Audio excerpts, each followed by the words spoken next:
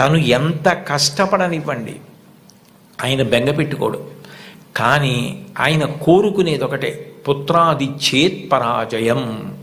తను ఎంత కీర్తి సంపాదించినా తనకన్నా కూడా కీర్తివంతుడు కొడుకై, ఈయన కన్నా ఈయన కొడుకు గొప్పవాడండి అనిపించుకొని కొడుకు చేతిలో ఓడిపోతాట తండ్రి ఆనందపడిపోతాట. అంటే తండ్రికి ఈ కొడుకు పట్ల ఎంత ప్రేమ ఉంటుందో చూడండి. ఈ సందర్భం వచ్చింది కాబట్టి మీకు ఒక విషయం మనవి చేస్తాను. నేను ఒకప్పుడు విశాఖపట్నంలో ధర్మసోపానాల మీద ప్రసంగాలు చేస్తున్నాను. ఆ రోజుల్లో విశాఖపట్నంలో ఉన్న పాఠశాలల్లో ఉన్న విద్యార్థులకి మా నాన్నగారు అన్న విషయం మీద మాట్లాడమని వ్యాసరచన పోటీ నిర్వహించారు. వ్యాసరచన పోటీ నిర్వహిస్తే కొన్ని వందల మంది పిల్లలు పాల్గొన్నారు. అందులో 10 పేపర్లు చిట్ట చివర సెలెక్ట్ చేసి నాకు పంపించారు. ఇందులో ఫస్ట్, సెకండ్, థర్డ్ ప్రైజులు నిర్ణయించమని. నేను పేర్లు చూస్తే ఒకవేళ నాకు ఏదైనా పక్షపాతం కలుగుతుందేమో, సుశీల అని కనపడింది అనుకోండి, తెల్లవారుజామునే మా అమ్మ గుర్తొచ్చి ఒక మార్క్ ఎక్కువ వేస్తానేమో అని నేను పేర్లు చూడకుండా పేపర్లు దిద్ది మార్కులు వేసేసి తర్వాత పేర్లు చూశాను. చూస్తే నేను ఫస్ట్ ప్రైజ్ ఇచ్చినటువంటి వ్యక్తి ఒక మహమ్మదీయ బాలిక. నేనేం మార్చలేదు సుమండి, అట్లాగే ఇచ్చేసాం.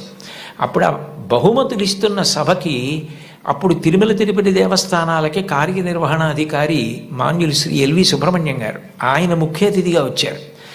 ఆయన ప్రైజ్ ఇస్తూ ఈ పిల్ల ఏం రాసింది మైక్లో చదివి వినిపించమనండి అన్నారు. అంటే ఆ పాప పేపర్ చదివింది. అందులో ఆమె ఏం రాసిందంటే, వాళ్ళ అమ్మగారు టీచరు, వాళ్ళ నాన్నగారు కూడా ఏదో ఉద్యోగం, ఆయనకి బ్లడ్ క్యాన్సర్ వచ్చింది, చూసుకోలేదు, ముదిరిపోయింది, 3 నెలల్లో చనిపోతారని చెప్పారు. ఆయన తన భార్య దగ్గరికి వెళ్ళి అడిగింది ఏంటంటే, ఈ 3 నెలలు నేను చనిపోతానన్న విషయం పిల్లలకి చెప్పద్దు, వాళ్ళు ఏడిస్తే నేను చూడలేను, నేను చనిపోయాక వాళ్ళు ఎటు ఏడుస్తారు, అప్పుడు నేను ఆపలేను, నేను బ్రతికుండగా వాళ్ళు ఏడవడం నేను చూడలేను, కాబట్టి నేను చనిపోతాను 3 నెలల్లో అన్న విషయాన్ని మాత్రం నా పిల్లలకి చెప్పద్దని రాత్రింబవళ్ళు హక్కున చేర్చుకొని మా భవిష్యత్తు కోసం ఇంకా కష్టపడి అంత జాగ్రత్తగా వ్యవస్థ చేసి 3 నెలల తర్వాత ఆయన మరణిస్తారని తెలిసి చిట్ట చివరి కాలంలో 3 దగ్గర పెట్టుకుని చెప్పకుండా అంత ప్రేమ చూపించి కన్నుల నీరు కారుస్తూ 3 వంక గుడ్లు తిప్పుతూ ప్రాణం వదిలేశారు ఆయన. తండ్రి అంటే అది, అంతటి త్యాగశీలి మా నాన్న.